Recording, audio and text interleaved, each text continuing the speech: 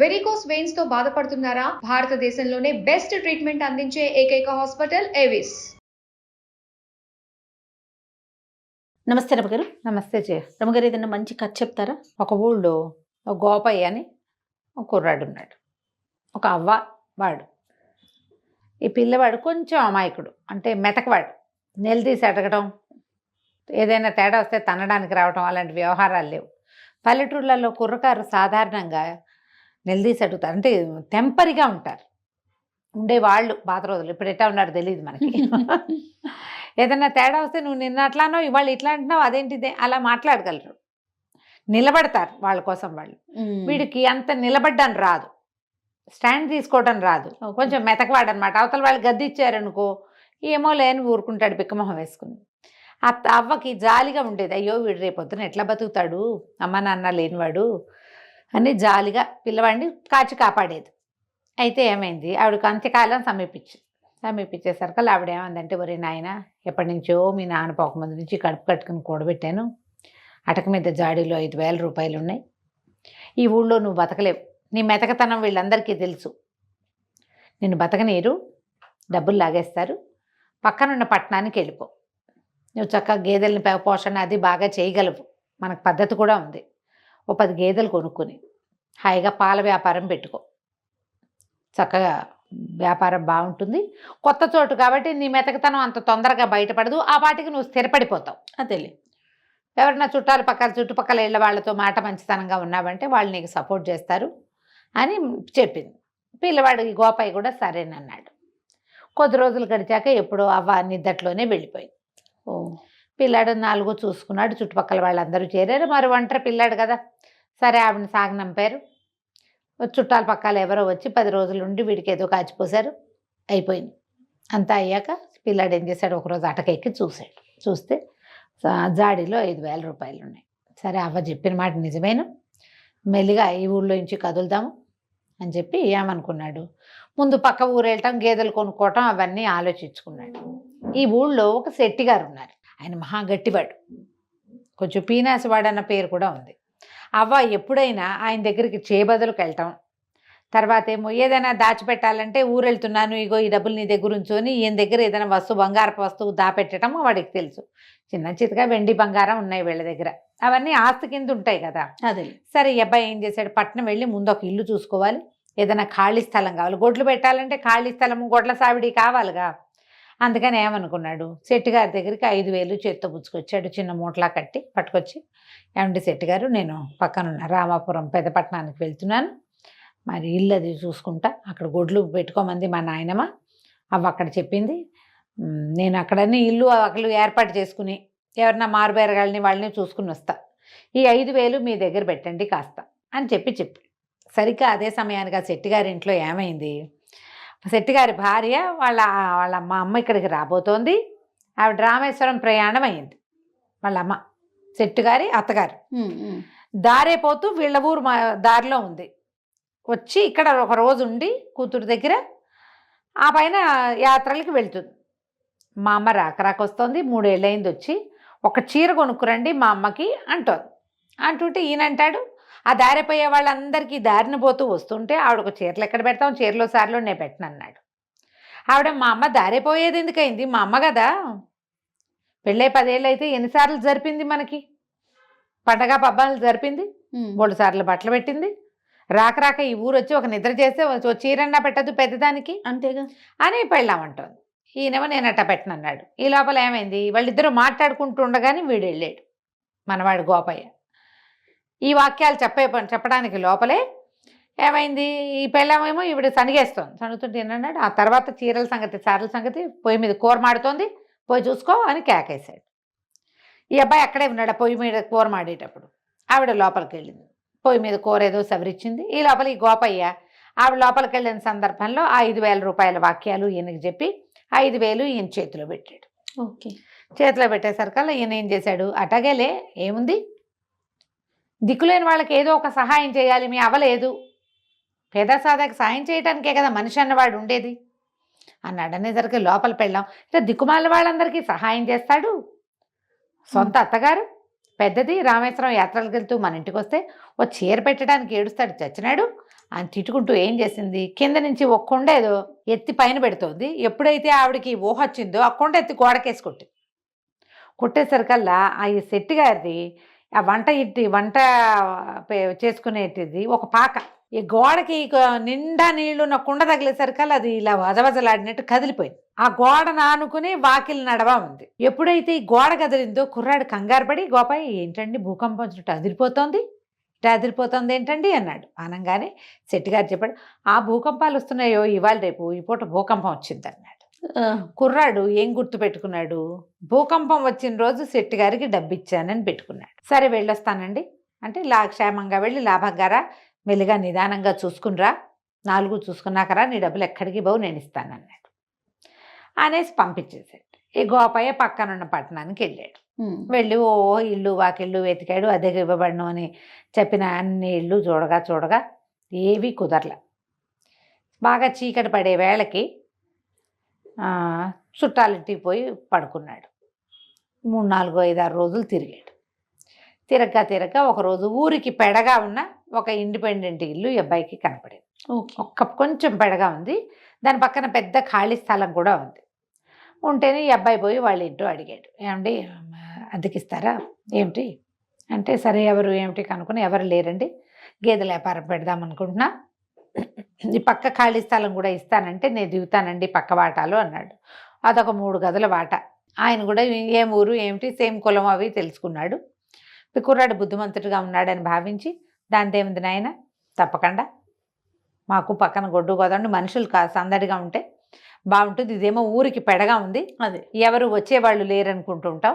ఇప్పుడు పాలు వ్యాపారం అంటే పూట వస్తారుగా 2 పూట్ల మనుషులు, కొంచెం సందడి పెరిగి రేట్లు పెరుగుతాయి ఆ ప్రాంతానికి అని ఆయన ఒప్పుకున్నాడు. ఒప్పుకుంటే ఆయన కూతురు వచ్చి, ఆ పిల్ల 18, 20 ఏళ్ళు ఉంటాయి, పిల్ల కొంచెం గట్టిది.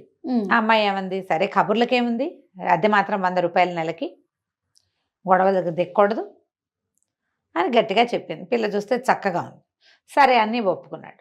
ఒప్పుకున్నాక ఏమైంది, నేను ఊరు వెళ్ళండి, డబ్బులు అవి తీసుకుని మరి సామాన్లు అవి సర్దుకుని వస్తానండి, కొంచెం వాట కడిగించి పెట్టండి అని చెప్పి వచ్చేసాడు. ఇంటికి వచ్చి మర్నాడు ఇక్కడ సామాన్లు అవి ఇవి సర్దుకుని రేపొద్దున ఊరు వెళ్తాననగా ఇవాళ శెట్టి గారి ఇంటికి వెళ్ళాడు. శెట్టి గారు నమస్కారం అండి, మా రామాపురంలో అన్నీ ఏర్పాటు చేసుకొచ్చాను, మరి గేదెల బేరగాళ్ళు కూడా దొరికారు, ఒక 8 గేదెలకు బేరమైందండి, మీరు డబ్బు ఇప్పిస్తే నేను వెళ్ళి పని చేసుకుంటానండి, రేపు వెళ్ళిపోతున్నానండి అన్నాడు. ఎంత కావాలో అని అడిగాడు ఆయన. ఎంత కావాలి ఏంటండి, నేను మీ దగ్గర పెట్టిన డబ్బు ఇచ్చేయండి అన్నాడు. నువ్వు నా దగ్గర ఏం పెట్టావు అన్నాడు ఆయన. అనేసరికి కుర్రాడు నిర్ఘాంతపోయాడు. అదేంటండి, 5,000 రూపాయలు మా అవ్వ అటక మీద జాడీలో పెట్టినవి నేను మీకు తెచ్చిస్తాను కాదు, ఫలానా రోజు నేను ఊరెళ్ళే రోజు, నేను రామాపురం వెళ్ళేటప్పుడు మీ ఇంటికేగా తొలిగా వచ్చాను అనేసరికి ఆయన అన్నాడు, అవురవరా నా దగ్గర డబ్బులు పెట్టడం ఏమిటి, నువ్వు అవ్వమన్నాడు, నాకు అంతే తెలుసు, రామాపురం వెళ్ళొస్తానని చెప్పావు అంతే, నువ్వు మా ఇంటికి రాలేదు, నాకు డబ్బులు ఇవ్వలేదు. కాదండి ఆ రోజు భూకంపం వచ్చిన రోజు అండి అన్నాడు. భూకంపం రావటం ఏమిటి అని ఆయన కేకలు పెట్టాడు. చుట్టుపక్కల అందరూ చేరారు. వీడు మెల్లిగా మాట్లాడుతున్నాడు. డబ్బులు తీసుకునే వాళ్ళు గట్టిగా ఎందుకు అరుస్తారు, డబ్బులున్నాయని అందరికీ తెలిసిపోతుంది, అదే కదా, ఇవ్వదలుచుకోని వాడు ఎంతైనా అరుస్తాడు అంతే. ఆయన పెద్ద పెద్ద కేకలు పెట్టాడు. చుట్టుపక్కల 5, 6 గురేళ్ల వాళ్ళు చేరారు. పల్లెటూళ్ళు ఏమిటి మన దగ్గరగా ఉంటాయి వీళ్ళు. ఏమిటి అన్నారు. వీడు చూడండి, అవగారి మనవడు గోపయ్య భూకంపం వచ్చిన రోజు నాకు డబ్బు ఇచ్చానంటాడు, భూకంపం ఎక్కడొచ్చింది మన ఊళ్ళో అనేసరికి అందరూ కేకలేశారు. అదేమిట్రా అబ్బాయి మతిపోయినట్టు మాట్లాడుతూ, భూకంపం ఎప్పుడు వచ్చిందంటే, వచ్చిందండి ఆ రోజు భూకంపం అంటాడు. ఏం కలగన్నావో అని అందరూ ఎక్కిరిచ్చారు. మా అవ్వ 5,000 దాచిందని ప్రచారం చేయకూడదన్న ఇంగితం ఉంది కుర్రాడికి, కానీ ఇప్పుడు చెప్పక తప్పటల్లా ఏం చెయ్యాలో తెలియలే, ఎంత బతిమాలినా బామల్ని ఆయన ఒప్పుకోలే, నువ్వు నాకేం ఇవ్వలేదన్నాడు. అనేసరికి ఇక ఏం చేస్తాడు, ఏడుపు మొహంతో వెనక్కి తిరిగి వెళ్ళిపోయాడు. ఇంక ఇప్పుడు ఏం చేస్తాడు, పట్నం వెళ్ళి మళ్ళీ సాయంకాలం కాళ్ళు ఈడ్చుకుంటూ పట్టణానికి వెళ్ళాడు. వెళ్ళి వాళ్ళ ఇంట్లో చెప్పాడు. ఆ పెద్ద ఆయన, ఆ కూతురు పేరు తరంగిణి, నేను మోసపోయాను, ఆయనకి 5,000 ఇచ్చా, ఆయనేమో ఇవ్వలేదంటే ఇట్లాంటి పని చేశాడు, ఆ డబ్బులు ఏంటి, నేను ఈ గేదెలు ఎట్లా కొను, మీకు ఇంటికి డబ్బెట్టా ఇస్తాను, 4,000 గేదెలకు ఖర్చు పెట్టుకుని ఒక 1,000 రూపాయలు పెట్టుకుని నేను ఇక్కడ బతకాలి కదా ఈ ఊళ్ళో, నా దగ్గర ఇంకేం లేదు, ఆయనేమో ఇట్లా చేశాడు, మా ఊళ్ళోనే మట్టి పీసుకునో పేడెత్తుకునో బతుకుతాను, ఇంకేం చేస్తాను, వెళ్ళొస్తానండి, మీ ఇల్లు అద్దెకి తీసుకోనని చెప్పడానికి వచ్చాను, మీరు నా కోసం చూస్తారు కదా అని అనుకుని అనేసరికల్లా అయ్యో ఆయన జాలి పడ్డాడు ఆ ఇంటి ఆయన. అయ్యో పాపం ఎంత కష్టం వచ్చింది అయ్యా, భలే మోసం చేశాడే వాడెవడో దుర్మార్గుడు, నిన్ను జాగ్రత్తగా బతుకునైనా అమాయకుడివి అన్నాడు. అనేసరికి అలా పిల్ల లోపల నుంచి మజ్జిగ తీసుకుని లోపల నుంచి వస్తూ, అదేమిటి నాన్న, దిక్కపోతే దిక్కపోయాడు, మన ఇంట్లో దిక్కపోయినా నష్టం లేదు, కానీ ఇతను పోగొట్టుకున్న డబ్బు మాత్రం ఇప్పించాలి కదా,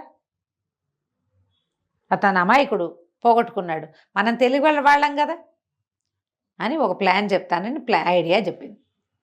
ఈ ఐడియా ప్రకారం మర్నాడు 2 రోజుల తర్వాత ఆ ఇంటి ఆయన ఈ తరంగిణి వాళ్ళ నాన్న ఓ రేకు పెట్టె పుచ్చుకుని గోపయ్య వాళ్ళ ఊరు వెళ్ళాడు.